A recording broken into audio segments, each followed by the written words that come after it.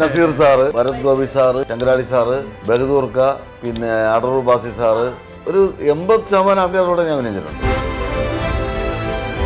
ബൈച്ചേട്ടൻ എന്ന് പറയുമ്പോൾ നമ്മുടെ കുടുംബത്തിലെ ഒരു അംഗത്തെ പോലെയാണ് നമുക്ക് തോന്നുന്നത്. കാരണം അത്രത്തോളം നമ്മുടെ മനസ്സിനെ സ്വാധീനിച്ചിട്ടുണ്ട് സിനിമകൾ. അവരുടെ മൂവി ലിസ്റ്റ് നമ്മൾ എടുത്ത് നോക്കുവാണെങ്കിൽ ഷിക്കാർ, അതേപോലെ ജോസഫ്, പത്താം വളവ്, ഇതിന്റെ ഒരു ജോണർ എല്ലാം സെയിം ആണ്. ഒരു investigation thriller kind of movies ആണ്. പോസ്റ്റർ കാണുമ്പോൾ അല്ലെങ്കിൽ പരസ്യം കാണുമ്പോൾ നമുക്ക് തോന്നും ഇതൊരു ഇൻവെസ്റ്റിഗേഷൻ സിനിമയാണ്. ഞാൻ എൻ്റെ ജോസഫിന്റെ അല്ലെങ്കിൽ പത്താം വളവിന്റെ ഒക്കെ അതേ ജോണറുള്ള ഒരു സിനിമയാണെന്നൊക്കെ തോന്നാം. ഒരു വലിയ പോലീസ് സ്റ്റോറി അല്ല പറയാം. അപ്പൊ ഈ പോസ്റ്റർ കാണുമ്പോൾ വിചാരിക്കുന്നത് ഒരുപാട് പേര് ഇങ്ങനെ തൊപ്പിയൊക്കെ വെച്ചിരിക്കുന്ന പോലീസ് സ്റ്റോറി ആണെന്ന് തോന്നും. പക്ഷെ എന്നാൽ പോലീസുകാരുടെ കഥയും അതോടൊപ്പം തന്നെ ഈ ഇൻവെസ്റ്റിഗേഷനും ഈ മിസ്റ്ററി എല്ലാം കൂടെ കൂട്ടിയിണക്കിക്കൊണ്ടുള്ള ഒരു പരിപാടിയാണ് ഈ ഉയർ എന്ന് പറയുന്നത്. അവസാന സിനിമ കണ്ടിറങ്ങി വരുമ്പോൾ തീർച്ചയായിട്ടും ഉയർ എന്ന പേര് തന്നെയാണ് ഈ സിനിമയ്ക്ക് ആപ്റ്റ് എന്ന് ഏതൊരു പ്രേക്ഷകനും ബോധ്യമാവുന്നതാണ് ഞങ്ങളുടെ വിശ്വാസത.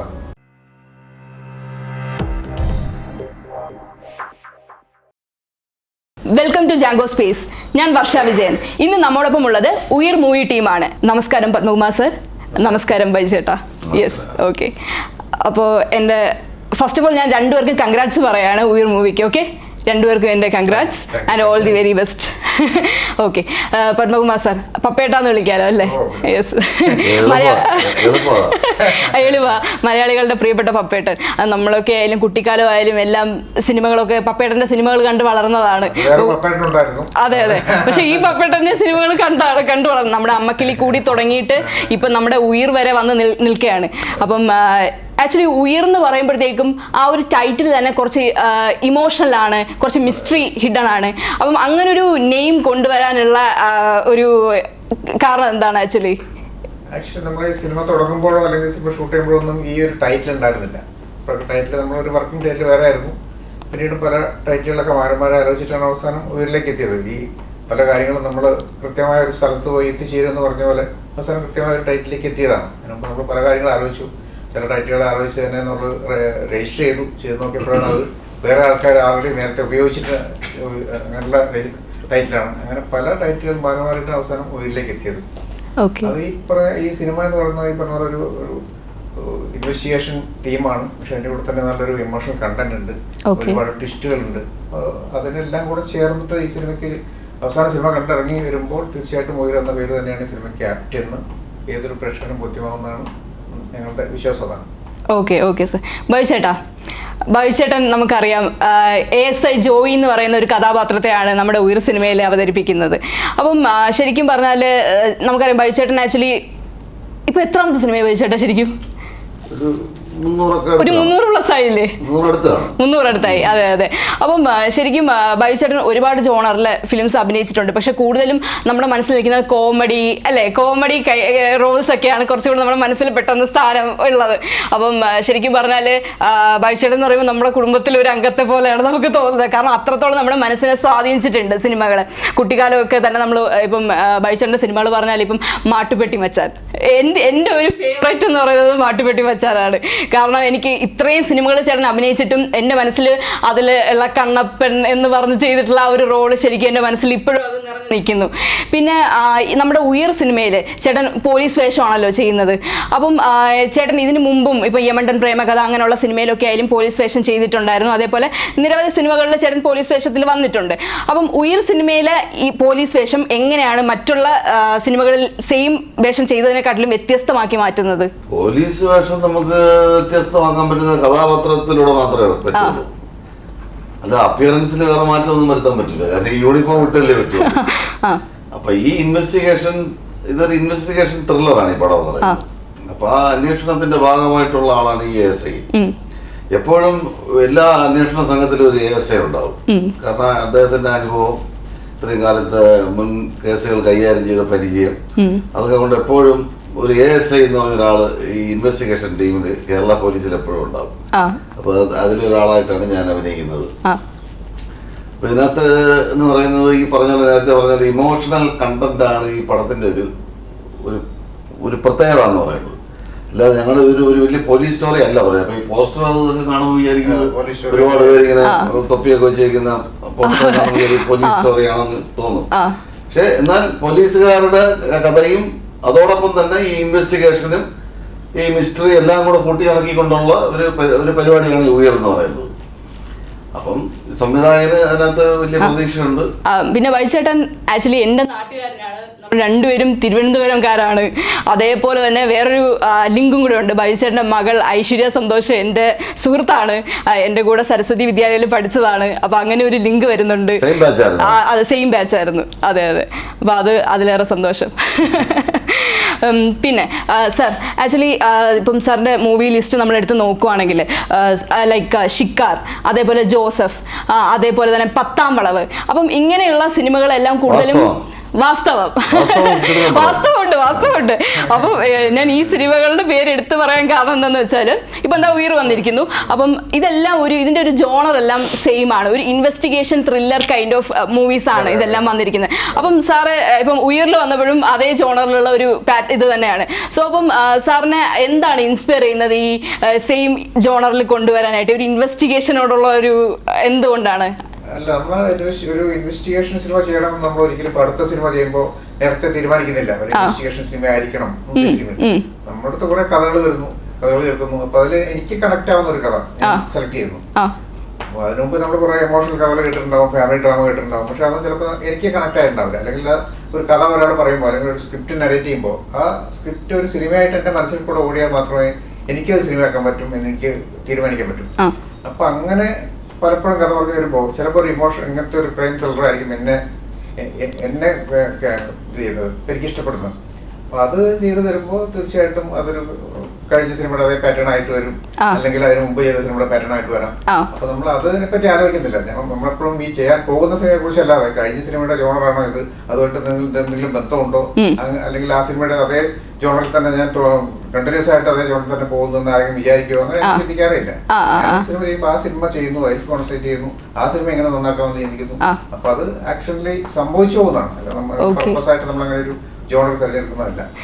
വേറൊരു ജോണർ, ഏതെങ്കിലും ഒരു ജോണർ ലൈക്ക് പർട്ടിക്കുലർ ആയിട്ട് ട്രൈ ചെയ്യണമെന്ന് ആഗ്രഹിച്ചിരുന്നോ? ലൈക്ക് ഇത്രയും വർഷമായിട്ട് ഒരു ഡിഫറെന്റ് ആയിട്ട് ഒരു ട്രൈ കൊടുക്കണം, അങ്ങനെ എന്തെങ്കിലും ഉണ്ടോ? ഇല്ല, ജോണറല്ല, ഡിഫറെന്റ് ആയിട്ടുള്ള സബ്ജക്റ്റുകൾ ചെയ്യണമെന്ന് ആഗ്രഹമുണ്ട്. പക്ഷെ നമ്മുടെ എന്റെ അടുത്ത് വരുന്ന കൂടുതലും ഈ ടൈപ്പ് കഥകളാണ്. പ്രത്യേകിച്ചും ജോസഫ് ഒക്കെ ചെയ്തതിനു ശേഷം വരുന്ന മുഴുവൻ കഥകളും ഈ പോലീസ് അന്വേഷണം, ഇൻവെസ്റ്റിഗേഷൻ, പ്രത്യേകിച്ച് ഈ പോലീസ് ഓഫീസേഴ്സിന്റെ കഥകൾ. അവര് തന്നെ അവരുടെ അനുഭവമായിട്ട് ഒരുപാട് ഓഫീസേഴ്സിന്റെ അടുത്ത് വരാറുണ്ട്. അപ്പൊ എല്ലാവരും ഞാൻ ഇത്തരം സിനിമകൾ ചെയ്യാൻ വളരെ മിടുക്കനായ ഒരാളാണ്, അതുകൊണ്ട് നമുക്ക് അതുകൊണ്ട് അദ്ദേഹത്തിന്റെ അടുത്ത് പോകാമെന്ന് വിചാരിക്കുന്ന ആളുകളാണ് കൂടുതൽ. അപ്പൊ അങ്ങനെ സംഭവിച്ചു പോകുന്നതാണ്. അതേപോലെ ഇത് ശരിക്കും നടന്ന ഒരു സംഭവത്തിന് ആസ്പദമാക്കി എടുക്കുന്ന സിനിമ, റിയൽ ലൈഫ് എക്സ്പീരിയൻസ് ആണ് അല്ലേ? അതെ, ഞാൻ പറഞ്ഞത് ഇൻവെസ്റ്റിഗേഷൻ ജോണർ എന്ന് പറയാൻ പറ്റില്ല ഇതിന്. ഇതൊരു ഇമോഷണൽ സിനിമയാണ്. നമ്മളിപ്പോ ഇതിന്റെ പോസ്റ്റർ കാണുമ്പോൾ അല്ലെങ്കിൽ പരസ്യം കാണുമ്പോൾ നമുക്ക് തോന്നും ഇതൊരു ഇൻവെസ്റ്റിഗേഷൻ സിനിമയാണ്. ഞാൻ എന്റെ ജോസഫിന്റെ അല്ലെങ്കിൽ പത്താമളവിന്റെ അതേ ജോണറുള്ള ഒരു സിനിമയാണ്. അതെ, അത് മാത്രമല്ല ഉയർന്നുള്ള ടൈറ്റിൽ ആണെങ്കിലും ബ്ലഡ് സ്റ്റെയിനിന്റെ കാണിക്കുന്നു, റെഡ് കളർ ഡിനോട്ട് ചെയ്യുന്നു. അപ്പൊ അതെല്ലാം അല്ലെ പ്രേക്ഷകർക്ക് ഒരു കഴിഞ്ഞു വരുമ്പോ തീർച്ചയായിട്ടും ആളുകൾക്ക് മനസ്സിലാവും ഇത് ആ പാറ്റേൺ സിനിമയല്ല. അതെ അതെ അതെ മനസ്സിലാവും. അതെ അതെ. അതേപോലെ ബൈജു ചേട്ടൻ എങ്ങനെ ഉണ്ടായിരുന്നു സെറ്റിൽ? അതായത് ഇപ്പൊ ഉയരെന്ന് പറയുമ്പോൾ നമുക്കറിയാം എന്തായാലും ഒരു സീരിയസ് പാറ്റേൺ ഫോളോ ചെയ്യുന്ന ഒരു സെറ്റ് ആയിരിക്കും, എല്ലാവരും സീരിയസ് ആയിരിക്കും, അങ്ങനെ ആയിരിക്കും. പക്ഷെ ബൈജു ചേട്ടൻ കുറച്ചും കൂടെ ഫ്രണ്ട്ലി ആണ്, അതേപോലെ കുറെ തമാശയൊക്കെ പറയുന്ന വ്യക്തിയാണ്, നമുക്കറിയാം. അപ്പം ചേട്ടൻ എങ്ങനെയായിരുന്നു സെറ്റിൽ? ചേട്ടനും ഇങ്ങനെ ഭയങ്കര സീരിയസ് ആയിരുന്നോ അതോ ആയിരുന്നു? തമാശ ഒന്നും പറഞ്ഞില്ല?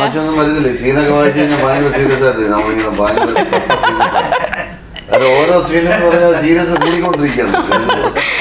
വായിക്കുന്നവർ നമ്മളെ സീരിയസ്നെസ് കൂടുതലാണ്. അത് ശരി. അപ്പൊ അങ്ങനെ നമുക്ക് തമാശ ഒന്നും വന്നില്ല, ഒന്നും വരുന്നില്ല. അത് ശരി ആണ്.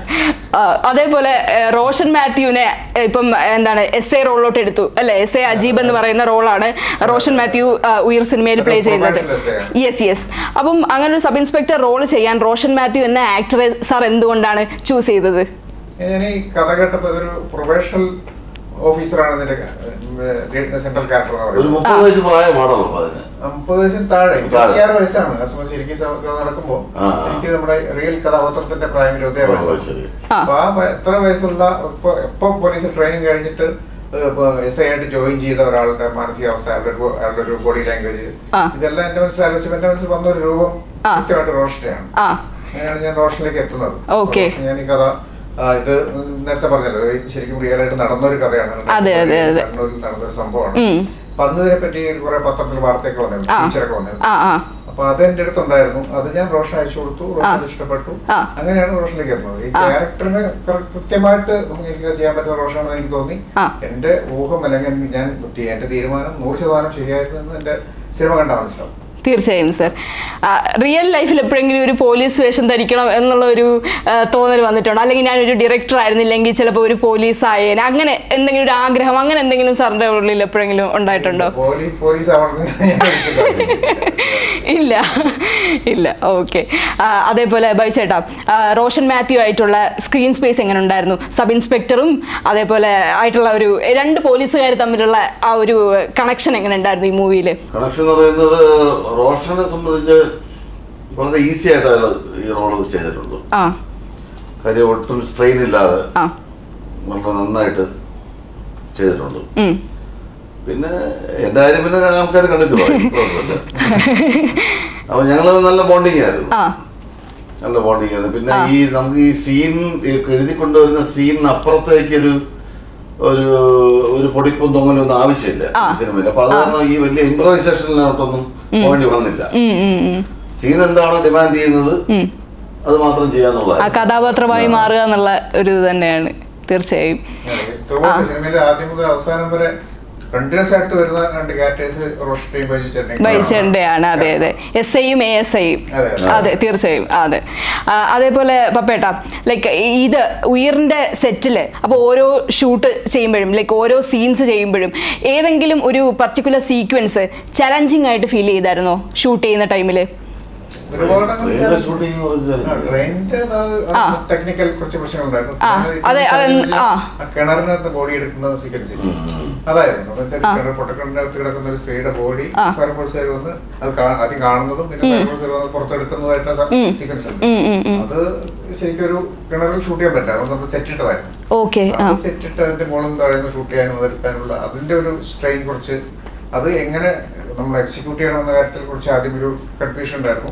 പിന്നെ സെറ്റ് ഇടാൻ തീരുമാനിച്ചു. അതാണ് കുറച്ച് ചാലഞ്ചിങ് ആയിട്ട് തോന്നിയ ഒരു കാര്യം. പിന്നെ പറഞ്ഞ പോലെ ട്രെയിൻ ഷൂട്ടാണ്. അതെ, ട്രെയിൻ ഈ സിനിമയിൽ വിഷ്വലി സൗണ്ടും ഉണ്ടും ട്രെയിൻ ഒരു പല സംഭവങ്ങൾക്കും സാക്ഷിയാണ്. പല സംഭവങ്ങൾക്ക് സാക്ഷിയാണ്. അതെ, കൃത്യങ്ങൾക്ക് സാക്ഷിയാണ്. ഇവര് പല സ്ഥലങ്ങളിലേക്ക് എത്തിക്കുന്ന ഡ്രൈവ് ചെയ്യുന്ന ട്രെയിനാണ്. അങ്ങനെ ഇവര് മെയിൻ കഥാപാത്രത്തിന്റെ ജീവിതം ഒരു ട്രെയിനുമായിട്ട് ബന്ധപ്പെട്ട് കിടക്കുന്നുണ്ട് ആദ്യം മുതൽ അവസാനം വരെ. അപ്പൊ ട്രെയിൻ ഷൂട്ട് എന്ന് പറയുന്നത് ഒരു ചാലഞ്ചിങ് ആയിരുന്നു. ഒറിജിനൽ ട്രെയിൻ റെന്റിന് എടുത്തിട്ടാണ് ഷൂട്ട് ചെയ്തത്. എടുത്തു. പാലക്കാട്ടിലെ പല റെയിൽവേ സ്റ്റേഷനുകൾ റെന്റിന് എടുത്ത് ഷൂട്ട് ചെയ്തു. അതല്ലാതെ ബോംബെ മുതൽ ഗോവ വരെ നമ്മൾ ട്രെയിനകത്ത് ട്രാവൽ ചെയ്ത് ഷൂട്ട് ചെയ്തു. ഒരുപാട് അതിനുവേണ്ടി ചാലഞ്ചസ് ഉണ്ടായിരുന്നു. ഓക്കെ. ബൈചേട്ടാ, ബൈചേട്ടന് ഇത്രയും നാളായിട്ട് നമ്മുടെ ഫിലിം ഇൻഡസ്ട്രിയിൽ നിൽക്കുകയാണ്. അപ്പം ചേട്ടൻ ചെയ്ത റോളുകളിൽ ചേട്ടൻ്റെ മനസ്സിൽ ഇപ്പം ഏറ്റവും ഫേവറേറ്റ് ആയിട്ട് നമുക്ക് എല്ലാവർക്കും കാണുമല്ലോ ഒരു റോൾ അല്ലെങ്കിൽ ഒരു സിനിമ എന്നുള്ളത്, എപ്പോഴും നമ്മൾ ചെയ്തതിൽ നമ്മുടെ ഒരു മോസ്റ്റ് ഫേവറേറ്റ് ആയിട്ടുള്ള, അപ്പൊ അത് അങ്ങനെ ഒരു റോൾ ഏതായിരിക്കും, ഏത് സിനിമയായിരിക്കും?